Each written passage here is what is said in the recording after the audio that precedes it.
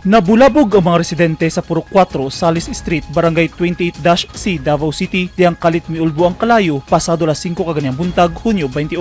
Subay sa report, 20 ka mga balay ang totally damaged, samtang 3 ang partially damaged, nasagad mga boarding house ug apartment. Miabot sa ikaduhang alarma ang sunog. Usa sa mga gilantaw sa Bureau of Fire Protection nga sinugdanan sa kalayo ang nag-overheat nga charger sa cellphone. Nakatampo ang kusog nga hangin sa paspas nga pagkanit sa kalayo sa kasikbit nga mga balay. Walay natala nga naangin nga kinabuhi atol sa insidente, pero usa ka Crisanta Vargas, 41 anyos ang injured, human mapasok kay gingong mibalik sa iyang nasunog nga balay aron kuhaon untang 8,000 pesos nga kwarta nga pampalit og uniform sa iyang anak. Bana-bana sa BFP, mukabat sa 1,350,000 pesos ang danyo sa sunog. Nagpahigayon na og assessment og validation ang City Social Welfare and Development Office sa mga nasunugan nga temporaryong nagtiner sa evacuation center sa Jose P. Rizal Elementary School aron masuta kung pilagyod ka mga pamilya o individual ang apektado sa sunog.